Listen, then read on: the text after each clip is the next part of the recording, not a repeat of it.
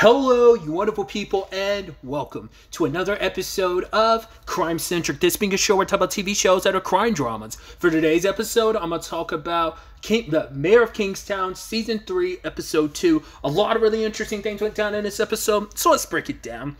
I love that whole monologue voiceover thing that Mike has at throughout the cold opening of the show. I'm like, it actually kind of got me thinking. I'm like, he never had those in season 1 and 2, did he? It's such a blur now. And I'm like, I don't remember. I don't think he did. I don't think they had those. So I think that's kind of a neat little thing. I thought that was so interesting too, like the whole element of when you're incarcerated, it's about the person inside worried about the people on the outside, the person on the outside worrying about the person on the inside. Because it is kind of almost like a thing of when you're incarcerated, the people that are closest to you that love you are kind of incarcerated too. And it is like he kind of was going on this whole thing about almost like you hope like, yeah, when the release day comes, you'll be kind of released, but you're always, what you've been through, what you've done will always stay with you. It's something that you can't fully escape, which is very not like, I don't know, like maybe there is a little bit, because obviously you see that like the effed up thing about recidivism rates, like obviously like, hey, if you went to prison, you're more likely to go back to prison within a certain amount of time statistic wise, right? So obviously there are plenty of people who exist outside, well not plenty, but there are a good chunk of people who exist outside of that statistic, but it almost feels like a nihilistic point of like, yeah, no matter what you do, you can't escape it. There are people who escape what they've been through and they've changed for the better, but it is a thing of it sticks with you and there's no like getting around that, like what's going through you, and you see that with a lot of characters in the show. It's not just like the characters that are in prison, like everyone carries everything with them. It's like, you know, and it's just, I mean, the whole point of the show too is like Kingstown is just nothing but a giant prison. You know, it's a prison with like, the prison that people are in is like, yeah, that's one prison, but like Kingstown as a whole feels like a prison with just the way it operates. And so I'm like, yeah, I mean, and the point that, you know, even Mike was hammering home to Iris last episode was like, yeah, like if you don't get out of Kingstown, like there's no leaving Kingstown. No, I think he might have actually been saying that. No, he was saying that to Bunny. He might have said that to Iris. That's why he's always like, yo, you're not from here, so you can get out. You have the opportunity to get out. Get out and never come back. Whereas like Bunny, he's like, dude, you are Kingstown. Like there's no, like you know, you bleed this place. There, like, is there ever any real escape from Kingstown if you're from here type of situation, right? So either way, we had the whole situation regardless of the Bunny's people on the inside, specifically Raph and them, are doing, you know, got drugs. And the whole thing kind of confused me for a second later on when Big Dude died. What's his name? Big Hush or whatever. I'm like, oh, did it pop inside of him or something? Because I didn't realize he had eaten him. I saw them, they were in his chip bag earlier, but I was like, in my head I was thinking like, right, why don't you just keep him in the chip bag and then carry him with you? But I'm like, I've watched enough shows with prison stuff in it, and I've never been to prison myself, so I'm ignorant to that, but it's like, it makes sense why you'd be able to never carry anything outside of it. They probably check you before you go back to your cell, because it's like, yeah, we're not letting you take any food or drinks that could turn into something later on. You could hide stuff in it, so it's like, right, you're not taking anything out of the commissary area of like, yeah, you're eating and stuff like that, but that's all that's that. You don't get to take anything out because we're going to check you afterwards and make sure nobody snuck you anything. But the lady Sharon snuck him some drugs. He ate them. At first you're like, okay, maybe it popped in him. He overdosed and died. Turns out other people start dropping too, because the F thing is like Raph and his boys had to cut him open. It's like, well, there's probably at least 3 or so packs. He might have eaten like 3 or 4, maybe more. But it's like, all right, one busted. There's still some good drugs inside of him, so he had to cut him up. I mean, hell, even later on, Carney was slipping on home dude's intestines and shit. That was fucked. I love that he was on the phone with Mike at the time. Mike's like, what the fuck are you doing? Are you running? What are you doing? And he's freaking out. And I mean, even Carney throwing up like that, because that's some wild shit. So, yeah, that whole sequence is crazy, but yeah, we find out that the drugs have been cut with something, which Mike is telling Bunny, like, yeah, you need to kind of like, I don't know, like get that drug back, like whatever you can. But it's like, nah, it's already distributed. He's telling, like, Mike's like, Bunny, all I'm telling you to do is be smart. Like, you don't want to be selling that drug, because the problem is like, yeah, you might be able to kind of like, well, some people died, whatever, but it's like, it ends up turning into a bigger issue, because it's like, right, do you really trust Sharon? Because like maybe she, you know, someone tapped her and like she messed with, like, either she could have accidentally, because you know drugs do get cut with stuff. That's why we have the fentanyl issue that we do have, because people cut like drugs, coke, meth, whatever, with fentanyl, and it's very lethal. So even because it's like fentanyl is like, even the smallest dose of fentanyl can kill you, you know. So that was already kind of a thing. So it could easily be a thing of, it's not malicious. It could just be a thing of, nah, that's just, she doesn't, she's either intentionally doing or not intentionally doing. And that's kind of the big thing. But the problem is Bunny admits like, yeah, I haven't been able to get in contact with her. And even Mike says later on, it's like, yeah, that's kind of a interesting sign that bodies start dropping. The main person who helped distribute those drugs around is dead. I mean, well, we didn't know at the time she was dead, but like she's going quiet. That's kind of a little suspicious. So Mike ends up later on trying to handle the situation, which I love that he's like, yeah, don't worry, I'm gonna fix it. And Bunny's like, motherfucker, this sounds like deja vu. He's like, don't worry about it, I'm gonna fix it. Because like all Bunny's thinking is, no, your way of fixing it landed me in prison last season. Fuck that. I'm not doing that shit again. Like, I don't know what you're going to do. But he goes and visits Raph, and he tells Raph, like, all right, you have to dump every bit of drugs you have. Because it's not just people on the inside. It's people on the outside dropping dead, too. So it isn't just like the drugs that are going into the prison. Once again, it's all one batch that's being distributed both in the prison and out in Kingstown. So it's like you have to dump everything you currently got, make a deal with, like, whoever you got to. He doesn't want to deal with the Guatemalans. He doesn't think like, because he's like, oh, like deal with the Mexicans. It's like, yeah, they're not going to want to deal with us. And I don't want to deal with them. I don't want to deal with the Guatemalans. I think it was specifically the Guatemalans. He's like, but Michael's like, I don't care who you deal with. So, like that group, the Latin group, it's like there's different people amongst that group. Find someone and like do what you got to do. But Raph is like, dude, I don't trust you. Like Bunny does. And he's like, I'm not asking you to. All I'm doing is asking you to do your job. You're the person that Bunny tapped to do this. Bunny's not Bunny didn't fully give me the go-ahead, but he also co-signed, like, whatever decision I'm making, it's for his benefit. So all I'm doing is asking you to do your job. And this, you the guy, so you're the one that's got to make this decision in the long run. But I advise you to heavily make this decision. So, which that whole scene led to issues too, because now Kareem is pissed because, like, oh, Mike showed up. And now there's a disconnect between him and Carney because Carney, like, regardless of, like, the complicated relationship him and Mike have, it's still a thing of he respects what Mike does because he knows, like, yo, Mike brings a balance to all of this, Because he sides with not just the bad guy. Even though he tries to stay in the middle, he tries to be Switzerland, he still is a situation of he's there with the cops, he's there with the criminals. Like, it's like his system, flawed in its own ways, like, it still works. His existence does help us in the long run, but Kareem's not all about that. Understandable. Like, and even Mike gives him leeway, being like, yeah, like, Kareem should answer me, but he's also avoiding Kareem when he went to the prison. It's like, yeah, you're avoiding me. I know, like, I'm here to do my business and bounce. But Kareem is not too happy because he's like, Mike is a criminal through and through. He does criminal things. He's tight with criminals. But, Carney's like, he saves lives. And he's like, no, he doesn't. Like, what lives are he saving? It's like, dude, you got a whole bunch of bodies dropping. Once again, not just in your prison, but also on the outside. But Kareem is like, he's trying to rein this back in because this is his home turf and he's trying to rein it in. But Carney's like, we can't handle this on our own. You brought in all these new pups. They don't know what they're doing. We're all overstretched. He's like, I get it after everything we've been through. But Kareem's like, oh, what we've been through. You've been through some shit, huh, Carney? Oh, and it's like, well, obviously we know Kareem went through it. So Carney did not have that same experience. So that was like the nail in the coffin. He was already pissed at Carney because of the whole Mike thing, specifically saying like what we went through. Kareem is like, shut up. You ain't been through shit compared to me and anyone else that was with me that went through it. You didn't go through that. And I even understand where Carney's coming from later on. He's like, dude, I'm sorry I wasn't there during the riot. I went through some shit myself, but yes, I didn't go through what you went through.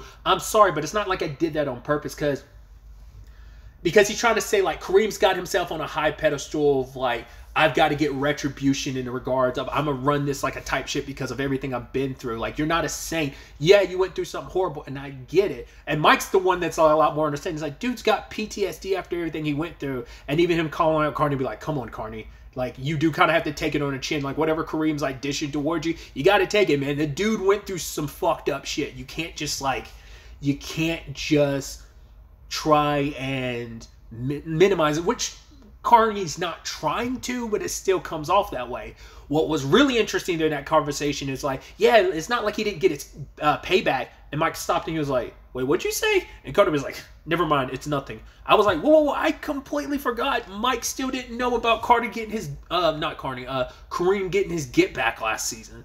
and how brutal that was. I'd completely forgotten about that. I'd completely forgot that went under Mike's radar. So it's like Mike's not aware of that. So what does that do in the long run? Because I forgot, like, the guy that they killed, I forgot who he was, how they handled that situation. Because, like, Kareem, like, beat the guy to death. The guy was, like, straight up dead. Because he eventually died from his wounds, didn't he? If I remember correctly. I actually don't remember. Because that was the thing of, like, Kareem was worried, like, if the guy survived, he'd wake up and be able to testify against. I think, ain't that what happened? Didn't the guy, like, succumb to his wounds and died? I don't remember, but I remember, like, Kareem, like, because it was him and, like, 2 other dudes, and they, like, beat the ever-living shit out of them. So I'm like, I don't remember if that's how he died. But I think he's dead. I mean, that's why Kareem's, like, fine. So, I mean, both, like, on an emotional level of, like, I got my get back, but also, like, professionally, why he still has a job and, you know, for one, isn't incarcerated right now, or at least pending incarceration and going to trial for what he did. So, I wonder how that's going to play out. Eventually, Mike's going to have to find out about that. Like, either Carney's going to tell him, or maybe Mike's never going to know. But there has to be, like, consequences, because they brought that through line back up for a reason. So there's got to be some payoff to that. Like, what that ends up being, it's just going to eventually get to the point, like, Mike's going to have to probably, like, try, because he tried to get to Kareem last episode. Kareem wasn't, like, fucking with him. So the question then becomes, what will Mike have to do to kind of, like, either he's going to have to, like, overstep on Kareem again. Who knows? I don't know how that's going to play out. So we have that. Like I said, there's the bodies dropping on the outside, and now it becomes this conversation of, well, we got to find Sharon, find out who she's working with. I forgot. Oh, I think it was him talking to Ian. Because I was trying to figure out how Mike got on the Russian front. And he believed, because, like, there's 2 different things going on. There's that guy, that Aryan dude that came to the prison last episode. What's his name? Callahan? I don't remember. He was signing off on something at the beginning of the episode, but we saw, like, the payoff for that at the end of the episode. But anyway, circling back to Mike and Ian, because they brought up Constantine, in my head, it didn't even correlate that Constantine would have anything to do with the bunny situation. Because I guess in my head, I thought it'd be like the Aryans, but I'm like, nah. They're thinking, like, well, Constantine came in to kind of fill in for Milo. Because they still don't even know about the lady that died last episode. I'm sure, like, her body disappeared. So yeah, there's that whole situation. So I guess I didn't even, like I said, it didn't even cross my mind that there would be a correlation there. But even Bunny's like, why would they be coming after me? And Mike's like, because you got the puck. You're running, like, I guess, like, you're top of the food chain when it comes to drugs, or just like, I guess the Crips in general, like, have so much power and reign because they're kind of they're top billing right now amongst the gangs. So it's like, right, they came in and, like, snatched the crown off the top of your head. So they're, like, doing everything they can to fuck with your business. Is kind of Mike's perspective on it. We'll see whether that ends up being true, what that ends up turning into. Another angle in this episode revolves the whole Anna situation. Anna is played by Paula Malcolmson, which obviously I best know for playing Abby in Ray Donovan.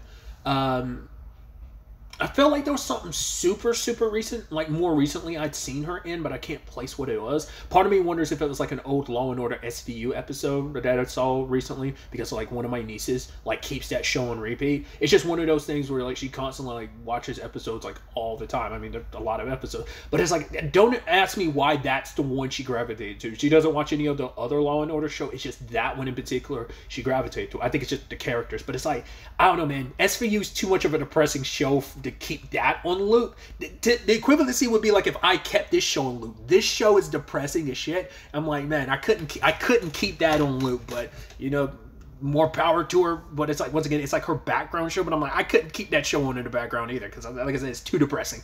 Either way, just all that aside, Anna is a mom who that situation was fucked. Basically, her son and his friend Greg got into an altercation. Greg pulled out a gun, shot him in the head, disposed of his body, and then proceeded to be by his mom's side as they're looking for her son. It's like, that is disgusting and sick. And it's like, yeah, when the truth came out, he got locked up. But the problem is, like, up until all of these points, all his attempts to was it like up for parole or whatever, or like all his attempts to get like parole or whatever like were denied, but now they're willing to do it now, and she doesn't want him out. She wants him to like, because she's like, well, because it's like, no, because he's getting out because he's paid his due, like he served his sentence. But for her, it's like, no, my son is still serving his. I'm like, ooh, that line is powerful. Like, yeah, why should he have his freedom considering my son is still serving his time? You know, and it's horrendous. And I even thought it was interesting later on, her and Mike were talking about it, where it's like coming from a mother's perspective of, yes, someone shooting and killing your son, which is like, she's even asking Mike a little bit about her mom. His mom is like, how did your mom handle like what happened to Mitch? And Mike doesn't really talk about it, because I think maybe there's also, I mean, he wasn't around his mom a lot during that. You know, he was all kind of handling stuff as the mayor, dealing with Mitch's death in his own way. So I think that's why he couldn't really give her any answers on how his mom handled it. Because she actually Anna talked about going to like a support group or something like that. You have to like hold pictures of the person you lost. But it's just, it didn't do anything for her. And it's like, you know, how, like, you know, what happened to the guy did they ever catch the guy that killed your brother? And it's like, yeah, the police got him. And it's like, oh, what happened? You know, what happened to him? It's like, yeah, he didn't make it. And she's like, well, I guess she lucked out. It's like, yeah, that wasn't, as we know, it wasn't a lucky thing. It's like, nah, they purposely went after him and popped him. You know, that wasn't just like that was an execution. So, but Mike can't really do that. And I wonder how Mike feels about it in the long run. Because ultimately, he got in contact with Carney's sister, who works at the prison, or at least, like, she works like a theater program at the prison that Greg was in. Turns out Greg does get out by the end of the episode because he did everything right. He was on good behavior and stuff. And the moment Anna was like, no, I'm going to pay you. Thank you for doing what you could. She's like, you got that face that says that if you could have done something, you would have. And did your mom ever tell you that? He was like, yeah, not really. But I think it's also with everything that's going on, Mike just wants to be helpful to people, and he feels like he's letting them down. Because let's not forget, there's also that thing from last season, that kid, his mom wanted him to help, but Mike got to it too late, and the kid, like, killed himself. He literally threw himself under a vehicle so it would run over his head and kill him. It's like, yeah, I wasn't thinking about that scene at all until I just thought about it now, until I was like, oh yeah, I forgot how brutally that story ended. It's like, yeah, that storyline was fucked. Once again, back to, this is a great show. It is so goddamn depressing. That's why you need some palate cleansers after you watch it, in my opinion. But either way, when it's all said and done, though, I kind of had that feeling like, I didn't know if Mike was going to offer to, like, have that handled that way. But, yeah, I knew it was going to go some way. But so when we cut back to her at the end of the episode, I was like, she's waiting for Greg to pop him. And she does. And she doesn't run after everyone scatters, because there was, like, a bus nearby. The bus took off. People that were nearby ran. She didn't do anything. She's ready to face whatever judgment, because it's like, the guy, like, cool, now you get to serve the same sentence as my son, you know? So that was her getting her get back. So I'm curious to see, because I don't know if that got to Mike by the end of the episode. He does go to see Evelyn at the end of the episode, so I don't know if, like, word about that had gotten to him. It's like, it's just one of those days with everything that's going on, that I don't know if that was the last kick in the teeth for him. I feel like, yeah, because I think the Evelyn thing happened first. I think he went to see Evelyn at the end of the episode. I can't remember now. I'm like, did Anna killing Greg happen first, or did that happen last? I don't remember. I think him seeing Evelyn was like the last scene of the episode, but I can't remember now off the top of my head. Either way.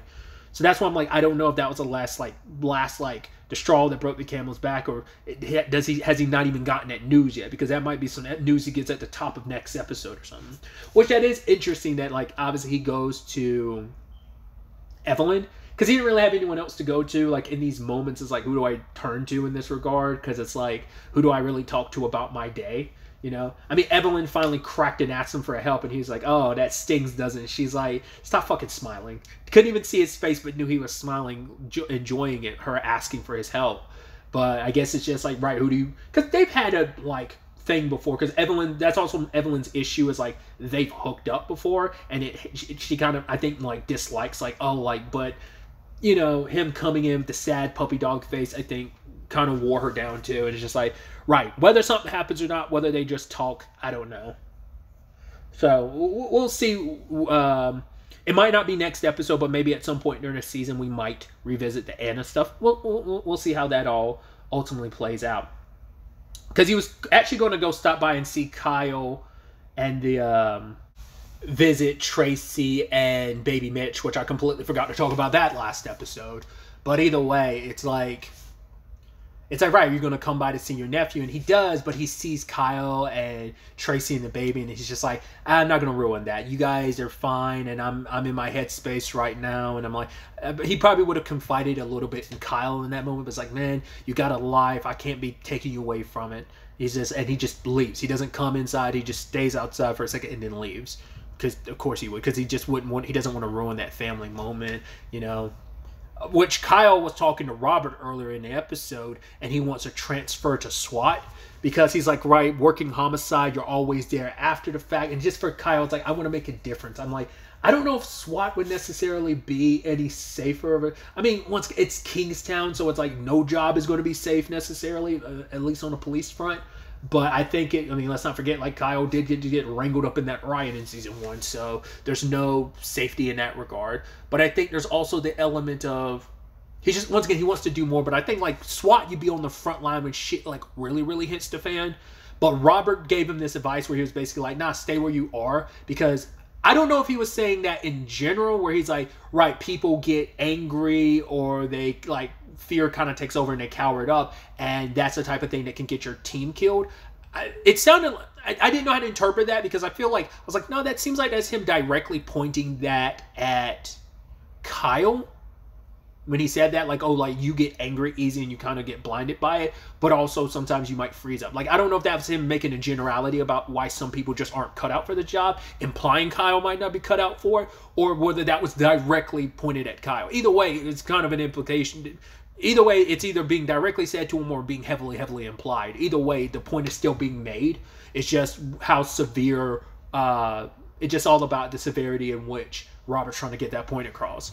But Kyle did not like that response. He didn't say anything to Robert, but it's just like, you can tell, like, that irked his nerves a little bit. So I think there's also the element of considering, like, how, Robert's kind of cool, calm, and collected, even when he kind of, like, goes on his cowboy shit. I guess that's also the difference, because regardless of him doing his cowboy shit, he still looks out for his squad and his team. He is very even-kiltered for the most part. You know, he keeps a pretty good resting face of just kind of neutrality to some extent, despite, like, the wild shit he does. So we'll see where that storyline potentially goes forward. And then finally, there's also the Iris storyline, which I thought was interesting. Just out for groceries. The moment she, like, did a roll on that, roll pass on that stop sign, I was like, oh God, no, you did a rolling stop. Don't do that. And then the cop pulled up. I was like, of course. I was almost thinking, like, the car that was in front of her, like, that was coming the opposite direction. I was like, is that going to be a cop car? But it's like, oh, no, it's not. And then the cop car turned and followed behind. I was like, yeah, okay, there we go. So she gets pulled over. I was like, well, you do have the mic card you could always play. But I was like, is she actually going to do it? And so when the cop confronts her and it's like, yo, I'm sorry, I was actually heading home. At first I was about to say, like, is she going to drop the address? Because eventually people are going to, it's like, well, they pull that up, they're going to know about Mike. But he was like, right, do you have your license? She's like, well, I don't. I'm driving without a license. I was like, oh God, Iris. And then she makes such a big deal, like, with the cop. I'm like, why are you fighting so much? But I guess it's like, right, you don't want your history brought up or something like that, because I guess, like, if her prints are in the system, it's going to cause a whole ruckus, because maybe she's got warrants or some other shit in other states related to stuff that she's done for Milo. Maybe, like, some people from the past might be able to track her down, because with Milo gone, Milo kept her hidden maybe, and she's like, right, without Milo around ever, like, I don't have his protection. And I think it's just in general, like, because she's entitled to her phone call. She did not call Mike throughout the entire episode, to the point Mike's even calling her later on, leaving a message like, yo, did you take off? And he's like, if you did, I completely understand. I know you're taking my mom's car, but if you got out, I'm perfectly fine with it. He just wanted to make sure she was okay. Because he's like, well, if she disappeared and she's been gone for hours, like, there's a good chance she left. And he's almost like, good, I hope you did leave, because it's like, I don't want you dragged down by this place. But her refusal to call Mike, because I think for her, it's like, I think it's that element of kind of falling into old habits. Because I forgot to talk about this last episode too. We did see that she did take some of Miriam's medication like, I'm assuming that's going to be like some painkillers or something, but, you know, specifically probably some Oxy or whatever, but she took it and kind of put it in a container, so kind of like falling back into those bad habits. So I don't know if that, because there was that, they had that recap at the beginning where that woman was like, oh, like, you don't know how things work here, do you? That woman kind of rubbing in her face. I don't know if that's the same woman she saw in the toilet in the prison. It felt like that was the point when they focused on her. I think that was supposed to be her. I think it was, but maybe I'm mistaken. And just that look on Iris's face where it's just like, look where I ended up, and it's just like, she has an out, but I think she doesn't want to cause Mike any problems, especially with everything going on with Kyle and Tracy's got the baby. It's like, I don't want to cause more issues. So I like I said, I don't know what else it could be. Just like, she doesn't want trouble coming her way, because like, she's like avoiding getting fingerprints. She's like, right, you want to get a warrant, then get a warrant or a judge signing off on you getting my fingerprints. Until then, fuck off. So why she just couldn't be compliant? Like, I think it's just because she was like, yeah, she was literally pushing the cop off of her, trying to like start the car, was going to take off. I'm like, why are you doing that? Like, she's just, I think, afraid and paranoid about getting booked because of what that could do.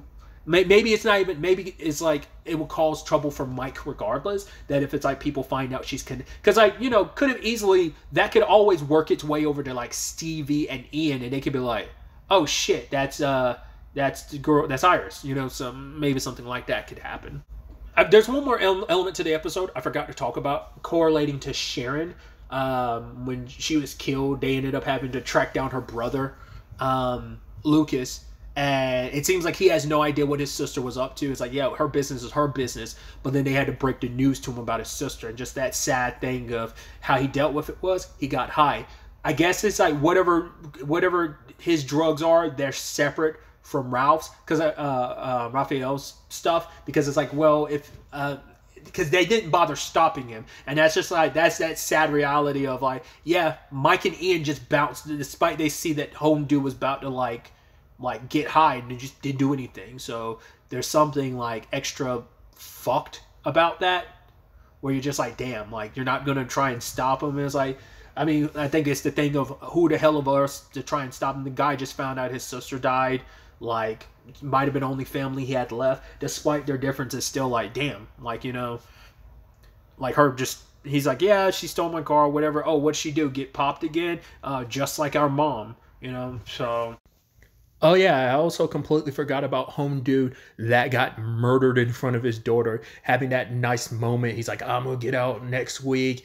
All those charges got dropped and we could go for a ribeye, yada yada. And then he proceeds to get murdered. That's the whole, like I said, I think the new head of the Aryans is that got, once again, I think the character's name was Callahan. Maybe, I don't remember. Like, they said it like once or twice last episode, but I don't remember. I guess that's the move he was making. I guess it's retribution for things taking the turn that they have into prison. Once again, that the Crips are kind of on top.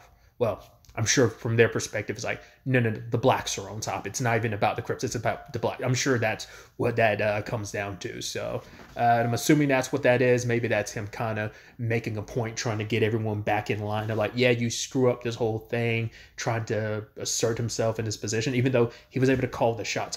I don't know what that dude's real position is amongst everything. Maybe next episode, it doesn't help that I don't fully remember everything from last season, because they show the recap of home dude getting jumped and messed up last season, but I don't remember the context around it, and he's still alive and everything. So what warranted that? Like I said, maybe it's just a failure of leadership, and he's trying to correct that and making a point like, right, when you fail, you die, and so this is my ship now, and we're not going to fail anymore. Maybe that's what that is. Maybe next episode will give me a little more context to, you know, confirm like what the meaning behind that was. I just want to kind of tack that in there, because I'm like, once again, another depressing angle to kind of keep in mind. So it's going to be interesting to see where all of this ends up taking us going forward into the next episode.